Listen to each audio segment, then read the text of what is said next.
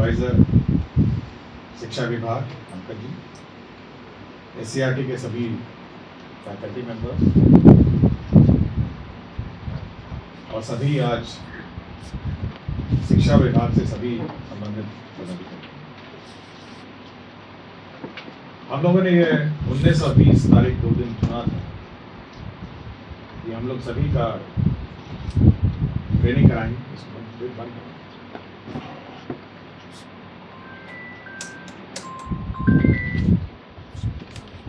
हम लोगों ने ये कार्यक्रम इसलिए चुना था 19 और 20, 23 तारीख से हम लोग का जो पोस्ट समर वेकेशन है वह शुरू होना है और जो अब तैयारियां उसके परिप्रेक्ष्य में की जानी है उसके बारे में चर्चा होगी। पिछले 1 साल से हम लोग क्वालिटी ऑफ एजुकेशन पर हम लोग काफी चर्चा करते हैं।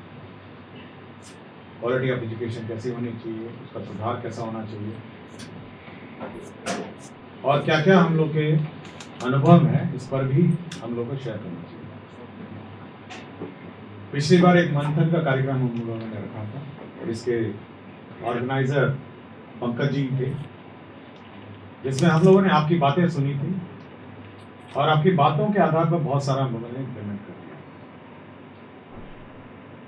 उसके बाद से बहुत सारे परिवर्तन हम लोगों ने अपने व्यवस्था में किया, अपने प्रशासनिक व्यवस्था में बहुत सारी व्यवस्थाओं में हम लोगों ने परिवर्तन किया। सबसे पहले जो इशू आएगा, कुछ इश्यूज हैं जो मैं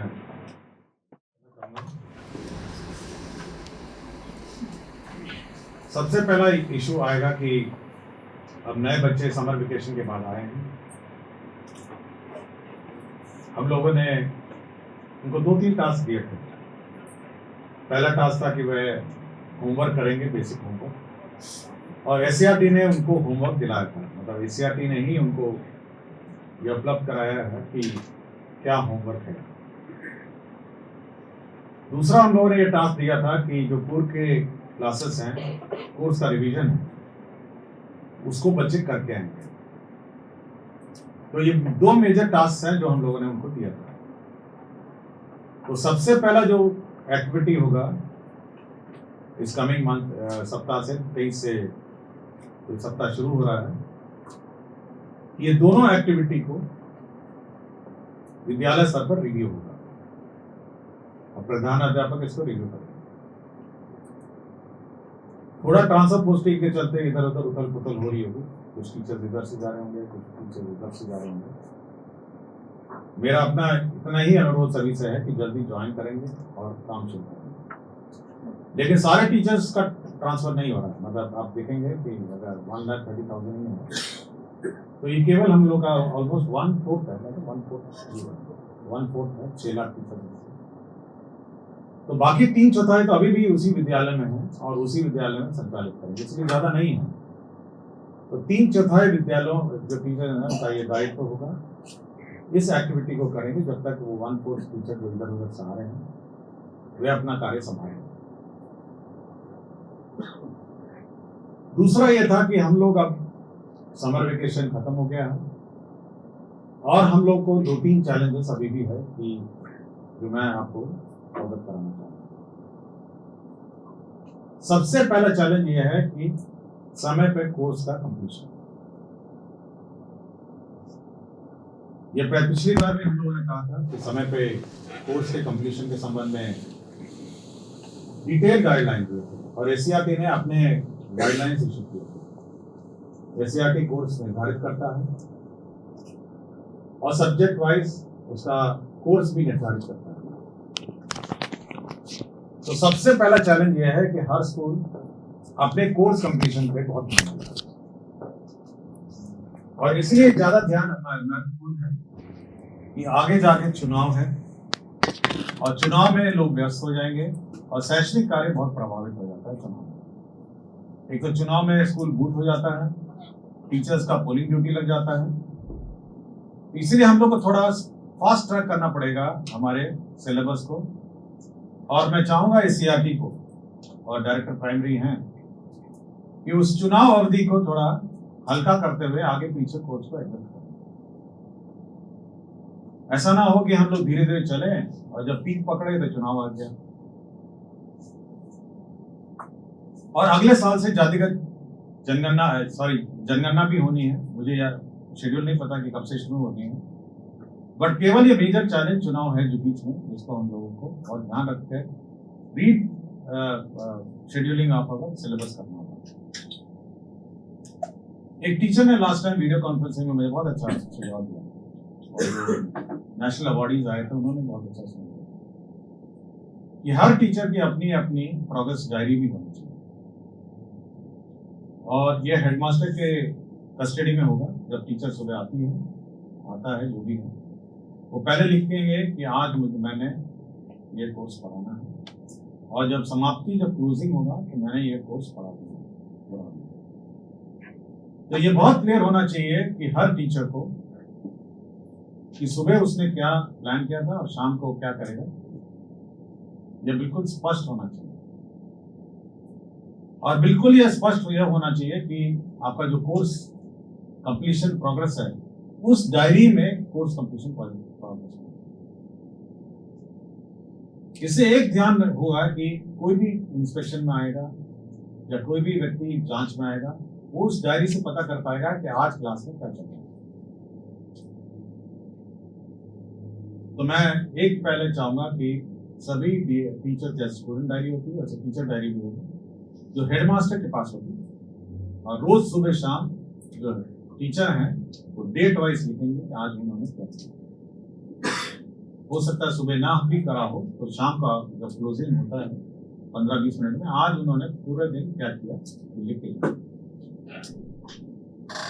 दूसरा एक बहुत मेजर चैलेंज हमने देखा कोर्स में, वो मैंने ये देखा कि टीचर पढ़ा रहे हैं कुछ और स्टूडेंट पढ़ रहे हैं कुछ और। मतलब स्थिति इतनी खराब थी, और 3 बार मैं गया कि टीचर ब्लैक बोर्ड में मैथ्स पढ़ा रहे हैं और स्टूडेंट इंग्लिश का पेपर खोल के रहे हैं। किताब भी मैंने तो बहुत देखा, किताब इंग्लिश का खोल के रखा है। और ऐसा नहीं है कि कोई मेड अप है या कुछ, मतलब क्योंकि मैं औचित्य जाता हूँ, किसी को पता भी नहीं रहता है। तो जब अचानक पकड़े जाते हैं तो यहाँ पे गणित का अभ्यास हो रहा है बोर्ड पे, और वहां पे जो स्टूडेंट है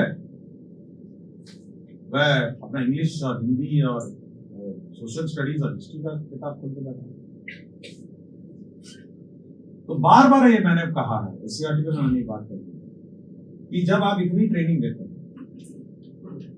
तो ये टीचर जाके ये काम वहां पे क्यों नहीं करते हैं कि वो चेक ये कम से कम एक बार घूम जाए कि भाई वो कर क्या रहा है। हम लोग प्राइवेट स्कूल में पढ़े, हमारे जो हेडमास्टर है, हेडमिस्ट्रेस है, ये जो क्लास टीचर है, उसका काम था कि एक बार चक्कर लगा दिया क्लास शुरू होने से, यूं जाके फिर यूं, और ये वो केवल यही चेक करती थी आज वो स्टूडेंट क्या नोटबुक लेकर आया है और क्या पन्ना खोल के रखा है।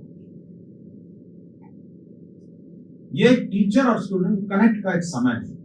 अचानक आए बच्चे अपना जो जानने में जाए, जो करना चाहे, और यहाँ पे टीचर बैठ के अपना पढ़ाए और वहां से ये नहीं। स्टूडेंट टीचर का काम है एक बार घूम के देखें, यूनिफॉर्म नहीं है तो यूनिफॉर्म पे टोके, बच्चा का आउटलुक ठीक नहीं है तो एक बार टोके, और उसके बाद घूम घाम के आते अपना पढ़ाए। और उसके बाद जब क्लास खत्म हो रही होगी तो एक बार फिर घूमने उसको, ये देखने के लिए कि वास्तव में जो इतना 1 घंटा 45 मिनट 40 मिनट की जो क्लास हुई है, जो उन्होंने ब्लैक बोर्ड में लिखा उस स्टूडेंट ने नहीं किया। ये हर क्लास का ये होना चाहिए।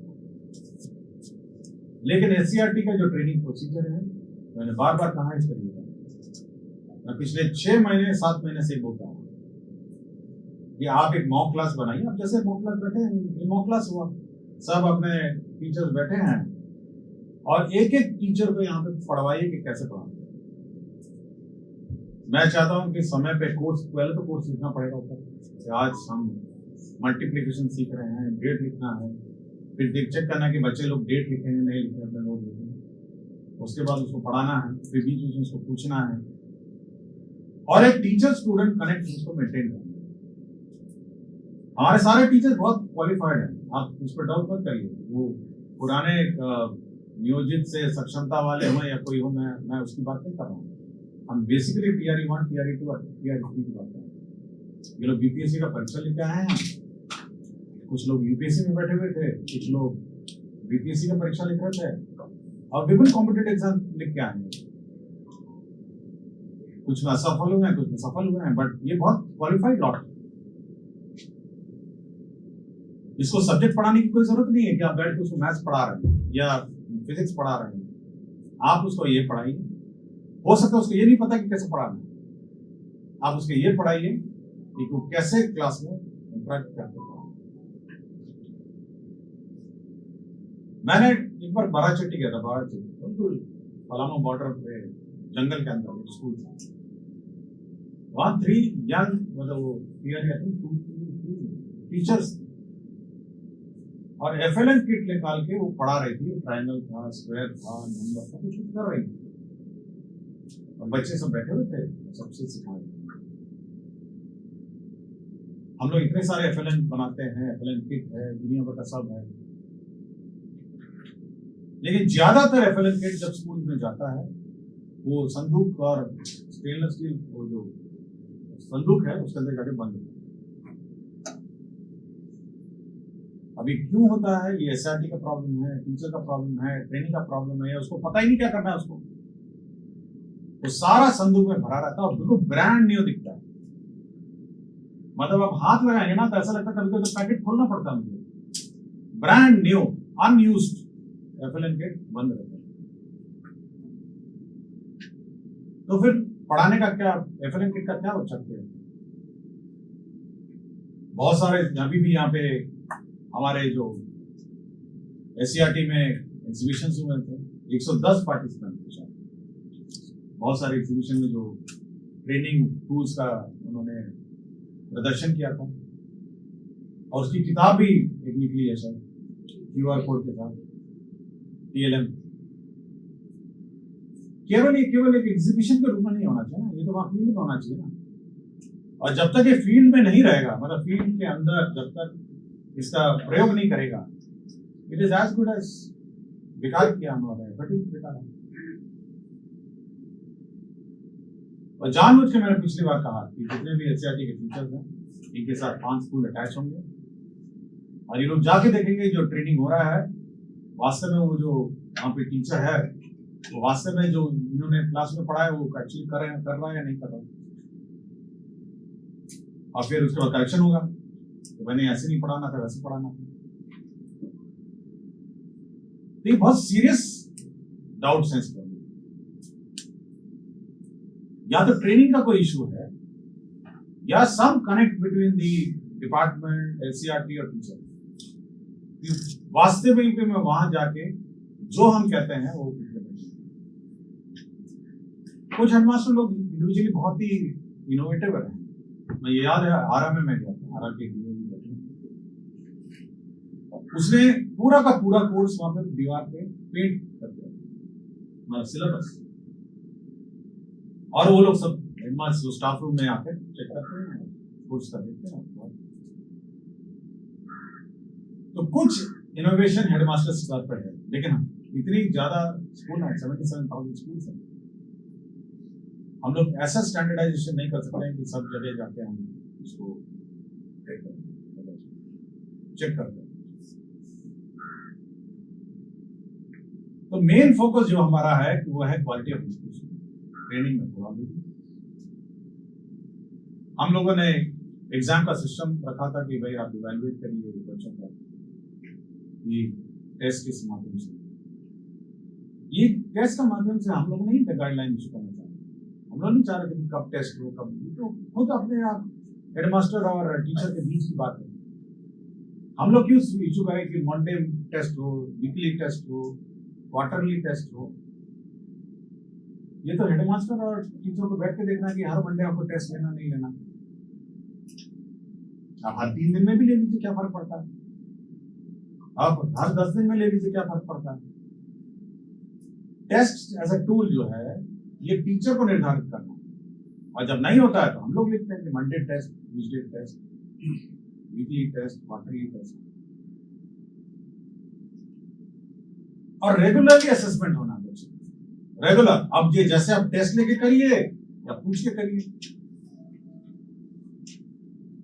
पेरेंट टीचर मीटिंग बड़ा इंपॉर्टेंट अंग था इसका। हम लोगों ने शुरुआत तो की, लेकिन इसका मुख्य अंग था हमारे हर क्लास का एक क्लास टीचर रहता था। Every class had a class teacher, every. और उसका काम था कि क्लास टीचर बैठेगी, पेरेंट आएगा, बच्चे को बुलाया जाएगा और उसका पूरा बायोडाटा उसको बताएगा कि आपका लड़का है, लड़की है, यूनिफॉर्म में नहीं आता है, आपका लड़का लड़की मैथ्स में कमजोर है, आपका लड़का लड़की इस सब्जेक्ट में कमजोर है। ये सब उसका डिस्कशन है और ये बहुत महत्वपूर्ण इवेंट है।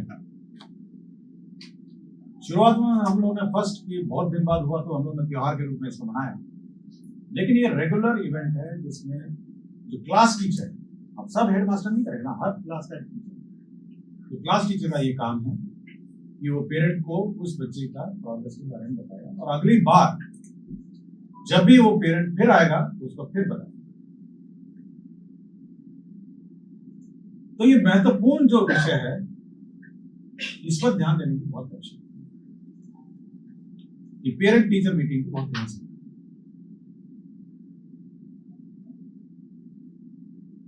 हमारे बाकी जो एक्टिविटीज हैं, फिजिकल एक्टिविटीज हैं, म्यूजिक है, डांस है, इसके लिए हम लोगों ने कंपल्सरी सैटरडे में निर्धारित किया और सुरक्षित शनिवार हम लोगों ने निर्धारित किया जब सारे एक्टिविटीज होंगे और इसकी भी मॉनिटरिंग। तो ओवरऑल जो हमने कहा कि बच्चों का जो क्लासरूम का जो आउटलुक है, यूनिफॉर्म होना चाहिए, उसका बेंच डेस्क होने चाहिए, हर सब्जेक्ट की किताब होनी चाहिए, नोटबुक होना चाहिए, पर बीपी नहीं केवल नोटबुक, उसी चक्कर कि कम से कम नोटबुक तो रहे, बुक्स पहुंचनी चाहिए और ये निश्चित नहीं होकर बैठ जाना चाहिए कि क्योंकि कम बुक आए हैं तो कुछ लोगों के पास बुक नहीं है। या तो हेडमास्टर का दायित्व था कि वो इवैल्यूएट करेगा कितने बच्चों के पास बुक नहीं है, ख्याल को बताएगा। यहाँ पे बिहार टेक्स्ट बुक ऑपरेशन लोग भी लगे होंगे तो इंश्योर करेंगे। हर हर हर मेरा शिक्षा की बात हर शनिवार में ये टेक्स्ट बुक कमी की बात आती है, तो केवल बैठ जाना कि भाई हम इतने ही आया था तो इतने ही किताबें बटी थी, ये कह देना केवल आवश्यक नहीं। ये आपको इंश्योर करना पड़ेगा किताबें हो, यूनिफॉर्म हो और साइकिल भी हो। साइकिल के लिए सरकार पैसा देती है, साइकिल खरीदे जाए। तो एक semblance of quality based education होना चाहिए, इस पर मैं फोकस। हम लोगों ने बायोमेट्रिक अटेंडेंस शुरू किया और हम लोग रेगुलरली इसका एवेल्युएशन भी कराते हैं, चेक भी कराते हैं। कुछ टीचर्स आज भी फर्जीवाड़ा का प्रयोग करते हैं, बोर्ड पे लगा दिया अपना फोटो और साथी को बोल दिया कि आप मोबाइल से फोटो खींचिए। देखिए बहुत दिन नहीं चलने वाला, ये बहुत थोड़े दिन चल सकता है और पब्लिक का भी बहुत ही अलर्टनेस है, पब्लिक भी शिकायत करती है और पब्लिक शिकायत करती है तो निलंबित भी कर जा सकता है। और हमने ये भी कहा है कि सबसे कठोर से कठोर सजा होगी क्योंकि फॉल्सिफिकेशन ऑफ।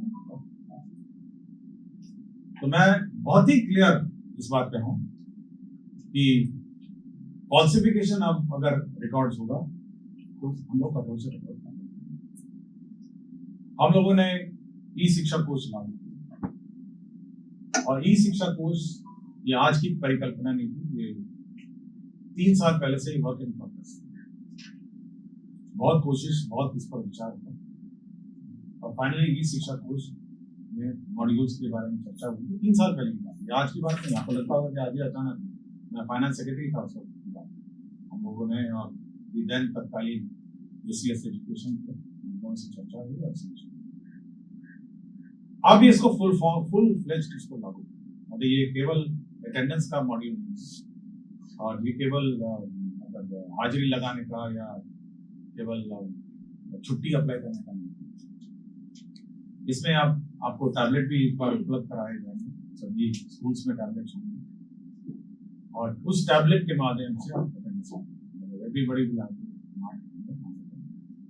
इसमें ना आप जीपीएस कैंपर कर पाएंगे, ना ही इस प्रकार का फोटो तो रिकॉर्ड रहेगा कि आपने किस फोटो से लिया और क्या। तो पहले तो बायोमेट्रिक अटेंडेंस। दूसरा, हर क्लास का आपको फोटो लेना, मतलब every day the photo of the class. Class 1 है तो क्लास 1 में फोटो होना चाहिए, क्लास 2 है तो क्लास 2 फोटो होना चाहिए, क्लास 3 है तो क्लास 3।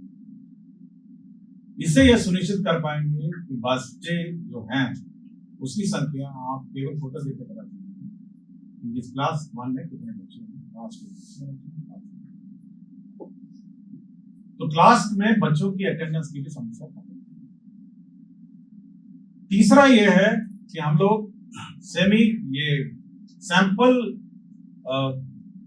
फेस रिकग्निशन सॉफ्टवेयर उसमें लगाएंगे और हर रोज 100 से 200 स्कूल लेके उसमें टेस्ट चलाएंगे कि वास्तव में जो टीचर ने मार्क किया है वो वास्तव में उतने बच्चे हैं या ऑटोमेटिकली वो चेक करेंगे स्कूल का अटेंडेंस सिस्टम। और पकड़ा जाएंगे, अगर दूसरे में पकड़ा जाएंगे तो ये आपको इस पर कार्रवाई होगी।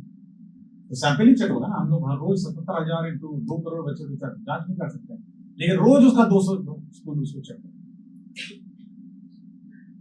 तो यह भी लागू उसमें हो जाएगा। तो आपका बच्चों का अटेंडेंस, बच्चों का फर्जीवाड़ा और बच्चों का जो बाकी अटेंडेंस सब। तीसरा यह है कि अब उसका लिंक है mid day meal. Mid day meal चाहे कितना भी कहे, हम लोग ने मैंने एक सप्ताह, एक महीना, एक साल मैंने फर्जी अटेंडेंस लगाने के 2-3 कारण और प्रमुख कारण उसमें मिड डे मील। प्रमुख कारण, फर्स्ट टॉप मोस्ट रीजन है सब चाहता है कि अगर 50 बच्चा है तो 200 दिखाऊं, 100 बच्चा है तो 400 दिखाऊं। प्रथम जो प्रॉब्लम है वो मिड डे मील, और ये तो नॉट टॉलरेबल है और इसको तो अप्रोच करते हैं। और अब तक क्योंकि बायोमेट्रिक हो जाएगा, फोटो आ जाएगा, फोटो से तो जैसे ही डालेगा मिड डे मील, आज 50 है तो 50 फोटो होने चाहिए बच्चे। अगर वहां पे 10 बच्चा है और 50 दिखाएगा तो मिड डे मील के प्रभावित है। तो पहला तो वो। दूसरा है गांव में दबाव, कि अगल बगल गांव के लोग माता पिता आएंगे, कहेंगे मेरा फर्जी अटेंडेंस लगाइए बच्चों को। शेखपुरा ठीक बोल रहे ना। तो बच्चों का दबाव, ये माता पिताओं का दबाव, उसका मुख्य कारण ये है, उसके 2 कारण। उसका ये कारण, पहला कारण है कि उसका बच्चा वहां पढ़ता ही नहीं, उसका बच्चा पढ़ता है ट्यूशन और कहीं दूर कहीं क्लास में पढ़ता है। ये कारण है ना। तो पहला तो है कि फर्जी अटेंडेंस लगवाइए उसका,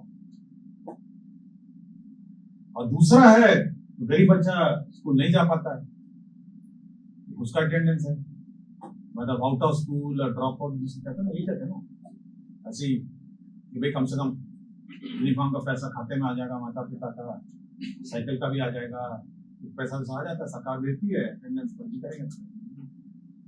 तो 2-3 मुख्य कारण। पहला कारण वही है कि स्कूल में पढ़ते ही नहीं, फर्जी लगवाइए इसका। तो ये फर्जी अटेंडेंस का सिस्टम बंद होना। तो इतने टीचर्स हो गए ना, हम आज पूछ रहा था फाइनली सॉफ्टवेयर जब चेक कर रहे थे, सर कितना पीटीआर स्कोर मिनिमम मैथ्स, तो मैंने कहा भाई पीटीआर अब 20 और 40 के बीच में रखिए, नहीं होगा ना। लेकिन अगर 20 में अगर पीटीआर में मैं फिट करता हूँ तो पता चला जब मैं क्लास जाऊंगा ना तो 5 बच्चे में टीचर, 40 में मान लिया 20 होगा, लेकिन अगर 20 रखूंगा तो 5 बच्चे पे टीचर नजर आ रहा है। तो ये फर्जी अटेंडेंस, इसको प्लीज बंद करवाइए, बिकॉज पूरे हमारे इकोसिस्टम पे, पूरे टीचर का फर्जी अटेंडेंस, स्टूडेंट का, इसको बंद। अगर कोई माता पिता चाहता है कि भाई वो प्राइवेट में पढ़े तो पढ़े ना, नाम काटिए, यहाँ से काटिए, अपना घर जाइए, अपना ले जाइए, लेकिन किसी स्कूल में भर्ती करा दें। ऐसा नहीं कि काट के घर बिठा दी, भी अलाउड नहीं, अंडर दी आती है, वो भी कानूनन जुर्म है। लेकिन अगर आप उसको मतलब फर्जी अटेंडेंस लगाएंगे तो आपको यही नहीं पता कि बच्चा है कहाँ पे, वो स्कूल में है, ट्यूशन में है, कहाँ है। ठीक उड़ना शेखर दियो। तो ये बिल्कुल इंश्योर करना होगा कि आपको फर्जी अटेंडेंस में बिल्कुल स्ट्रिक्ट होना पड़ेगा। और तीसरा है वो ई शिक्षा कोर्स में वो जो टैब है वो अब आपका सिलेबस भी जांच करेगा। तो जो टीचर नोटबुक है उसको रोज लिखना है और उसको फोटो खींचना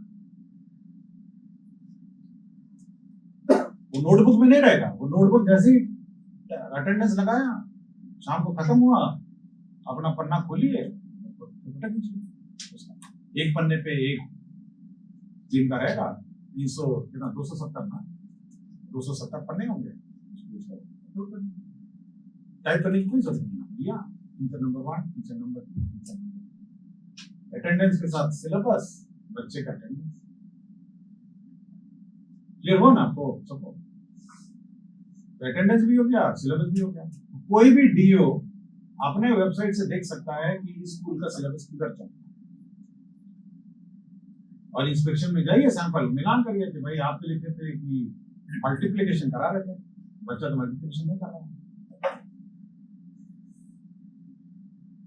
देखिए चौकीदारी नहीं कर सकते आप स्कूल का, मतलब रोज गए, रोज चढ़ गए, रोज मतलब मोटरसाइकिल लेके, गाड़ी लेकर दौड़ रहे हैं। थोड़ा इंटेलिजेंट इंस्पेक्शन और इंटेलिजेंट, जरूरी नहीं कि रोज चला जाए। क्या माता जी बोलो ना, डूइंग इट लाइक दिस कि भाई रोज सुबह पहुंच गया, आपको अलग रोज आपको कुछ नहीं करना, आपको ई शिक्षा कोर्स खोलिए, फलाना स्कूल का कोर्स आउटलाइन देखिए, और एससीईआरटी भी देख सकता है, एससीईआरटी में फैकल्टी लगाइए, तो भाई सर इस स्कूल का जो सिलेबस है ऑन डॉट चल रहा है। हम लोग ज्यादा डेटा एंट्री जानबूझ के नहीं कर रहे, नहीं तो मैं कहता हूँ एंट्री करिए, ये सिलेबस हुआ वो बात का वो नेक्स्ट स्टेज है। एक बार पहला स्टेज तो ये कि कल फोटो भेजिए, फिर अगला स्टेज होगा कि वो एंट्री भी करना पड़ जाएगा, जब आवश्यक कंप्यूटर सेटअप हो जाएंगे स्कूल में, वो भी। तो सिलेबस हो गया, और बच्चे का नोटबुक फील्ड विजिट करना। और क्योंकि आप सारा फोटो ले चुके हैं, बच्चों का फोटो ले चुके हैं, तो यूनिफॉर्म जांच होगी। आपने साइकिल का फोटो ले लिया तो साइकिल की जांच होगी। आपने सिलेबस का डायरी का नोटबुक ले लिया तो डायरी की जांच होगी। आपके बच्चों का अटेंडेंस हो गया, सब कुछ हो ही गया। आप केवल इंस्पेक्शन, क्वालिटी इंस्पेक्शन, आप ई शिक्षा कोर्स का डेटा, आपके पास भी टैब होगा, same tab will be given to BO और बीआरसी, ये सब है ना। तो उसको कुछ नहीं करना, उसको लेके जाना है, आप मिलान बस करना है। तो भाई आपकी जो टैब है इसमें ये कहता है, बच्चा तो कुछ और कर रहा है। आपके टैब में तो दिख रहा है कि 40 बच्चे हैं, बच्चे भी आपको 5 हैं, कहां से आगे बच्चे थे, और जिसका फोटो भेजा होता ही नहीं यहाँ पे। तो जैसे ही आप इंटेलिजेंस इंस्पेक्शन करेंगे तो आप सोच सकते हैं कि क्या होगा, automatically everybody will follow into the procedures. और कोई भी देख सकता है, डायरेक्ट प्राइमरी में से देख सकते हैं कि वास्तव में कोर्स चल रहा है नहीं चल रहा। और हम लोग ये भी व्यवस्था रखेंगे उस टैब में कि किसी भी समय 12 बजे किसी का फोटो बना सकते, किसी चीज का, मिड डे मील का, बुक्स का, क्लासरूम का, बाथरूम का, किसी का नहीं, at any point in time. हम क्लास डिस्टर्ब नहीं करेंगे, और जैसे ही क्लास खत्म होगा हम लोग आज इस चीज का इतने बजे आपको फोटो देना। तो हम लोग एक बहुत रिमोट वे ऑफ सिस्टम और इंस्पेक्शन होंगे। तो ये व्यवस्था है इंस्पेक्शन में, आपका क्वालिटी एजुकेशन। और लास्ट में एक चीज जरूर है, मैं जो भी टीचर से ट्रैक करता हूँ, बहुत वहां पे तो डीओस भी नहीं होते, सबको शिक्षा कार्यालय से पहुंच सकता है शिक्षा। और 2 बेसिक शिकायत होती है। पहले तो है टीचर को चलते हैं, बहुत सारे रे करके बात करते हैं, ये बड़ा मतलब ये बहुत ही खराब, मतलब आप सोच सकते हैं कि वो 40-50 बच्चों के सामने और आपके कार्यालय में आता है तो आपका जो क्लर्क है उसको रे भी करना, ये बहुत ही ये बिल्कुल मतलब वो रोल मॉडल है अपने स्कूल में। सोचिए कितना मायूस होता होगा जब जाता हूँ, सुनाता होगा 10 को सबको, बड़ा बड़ा बात करते हैं, उसके लिए चेयर रखिए, आएगा चेयर रखिए, बैठेगा, और अपनी समस्या जिसको सुनाना सुनाएगा, एक बेसिक इज्जत उसको देनी पड़ेगी ना। हम कार्यालय में बुलाते कैसे मिलते हैं, रे पे करके मिलते हैं, हम सबको बोलते हैं मैडम आपकी बहुत कुछ मिल रही है, तो कुर्सी ऑफर करता हूँ कि जहां कुर्सी मिले बैठ गई। तो एक बेसिक कर्टेसी होनी चाहिए। और दूसरा है दान दक्षिणा वाला। दान दक्षिणा तो बहुत डेंजरस है, दक्षिणा दीजिएगा तो भाई पटक होगा, दक्षिणा नहीं दीजिएगा तो काफी दीजिएगा। तो ये धीरे धीरे आपका ई शिक्षक होती है। अभी तो छुट्टियां घुस गई हैं, फिर वेतन भी इसमें चला जाएगा। तो जितना धीरे धीरे धीरे धीरे सारा ई शिक्षक होती है, salary module, leave module, approval module, attendance module, mid day module. अब आप देखेंगे ई शिक्षक को उसका जो ओरिजिनल सैंक्शन है इतना ह्यूज है, सॉफ्टवेयर है उसके धीरे धीरे सब करना। और ई शिक्षा को उसको भी है ना मॉड्यूल है, लेकिन मैं जस्ट आपको आउटर आपको बताना चाहता हूं कि उसका क्या लास्ट है कि इंफ्रास्ट्रक्चर। हम लोग इस बार मोटा मोटी 15,000 करोड़ का हम लोग सैंक्शन, और 3 चीजों पे हम लोग इस बार ध्यान। पहले तो है नंबर 1 एडिशनल क्लासरूम्स, दूसरा है electrification of complete electrification of school buildings, तीसरा है टॉयलेट्स एंड पीएचईडीज पंप और मोटर्स का, और चौथा है आपका बाउंड्री होम, और पांचवा है आपका प्लेग्राउंड। 5 कंपोनेंट, और 5 कंपोनेंट हम लोग पूरे राज्य में एक साथ सैंक्शन। एजेंसीज अलग है, पीएचडी का हो सकता है पीएचडी करेगा, प्लेग्राउंड करेगा मनरेगा, और कुछ इस पार्ट में हम लोग पंचायती राज व्यवस्था को देंगे कि आप बाउंड्री वर्ड टाइप बनाएंगे जहाँ पे इंक्रोचमेंट के मामले में पब्लिक, और एडिशनल क्लासरूम राज्य स्तर से। तो ये हम लोग इस सप्ताह स्टार्टिंग 20 तक हम लोग ये भी काम करेंगे। We will sanction all the boundaries। और एक काम मोटा मोटी आपका 10-15 दिन में काम शुरू होगा। जो काम पंचायत को है वो डिपार्टमेंट के लिए अपना काम शुरू कर देंगे, तो तुरंत 10-15 दिन में काम भी लगा। लेकिन मेरा इतना ही अनुरोध है कि जब आप लिस्ट जो जाएगी वो आपसे वेट होगी, मतलब यू विल फाइनली डिसाइड कि स्कूल में बाउंड्री बनना है, स्कूल में एसीआर बनना है, स्कूल में टॉयलेट बनना है, स्कूल में फलाना है, ये आपका काम। हम लोग ग्रॉस नंबर्स भेजेंगे कि इतने क्लासरूम हम लोगों ने इस ब्लॉक में सैंक्शन किए, इतने क्लासरूम इस ब्लॉक में, इतने मीटर हम लोगों ने बाउंड्री किया, ग्रॉस नंबर जाएंगे ब्लॉक में।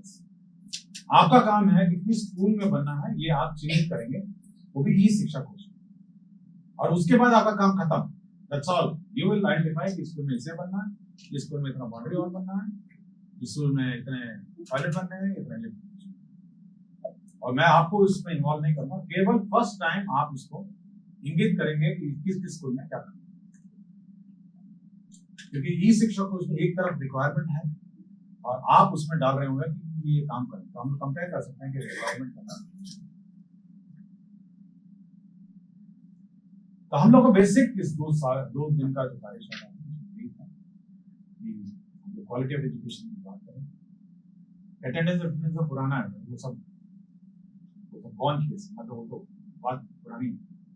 क्वालिटी ऑफ एजुकेशन है, हमारे इंस्पेक्शन सिस्टम है, हमारे ई शिक्षा कोष के कैसे मॉड्यूल्स हैं, इंफ्रास्ट्रक्चर के बारे में हमने डिस्कस किया, और जो इंटाइटलमेंट्स हैं, बुक्स है, यूनिफॉर्म है, हमारे बुक्स यूनिफॉर्म साइकिल है, और गर्ल्स स्पेशली जो बड़ी लड़कियां हैं उसके लिए पिंक रूम बनाना, सैनिटरी पैड्स के लिए डिस्पेंसर्स का एक जगह रखना, ये सब ब्रॉडली सब और नए टीचर्स ज्वाइन करेंगे। कल डायरेक्टर प्राइमरी ने मुझे कहा कि समारोह रखना है जहाँ पर बच्चों को वापस बुलाना है, तो वापस आएंगे, एक समारोह के रूप में उसको मनाना है और उसी में होमवर्क डिस्कस करना है, मॉडल सिखाने में होमवर्क जो किया है उसका प्रदर्शन करना है और एक सप्ताह ही चलेगा। और इसी बीच टीचर आप ऊपर नीचे करके जा रहे हैं हाउस में, तो एक समारोह के रूप में इसको मनाना है। और नेक्स्ट वीक से, इस वीक को छोड़कर नेक्स्ट वीक से सीरियस कोर्स स्टडी होगा और एसीआरटी फिर रीडिजाइन करेंगे। यही है, मैं उम्मीद करता हूँ कि आप ध्यान से सुनेंगे और सब में फील्ड लेवल पे जो फीडबैक है, मेरा फीडबैक सिस्टम बहुत स्ट्रॉन्ग है, बहुत दुनिया भर से आता है। ऐसा नहीं है कि मैं केवल फोन करता है, व्हाट्सअप करता है, दुनिया भर से आता है। इसलिए मैं अगर जाता भी नहीं हूँ फिर भी मेरा फीडबैक सिस्टम बहुत स्ट्रॉन्ग है और सभी टीचर्स मेरे से ऑलमोस्ट डायरेक्ट नहीं, कोई रिजेक्ट नहीं करता, कोई टीचर सीधा नहीं, और मैं किसको डांटता भी नहीं हूँ और सीधा नहीं सीखता।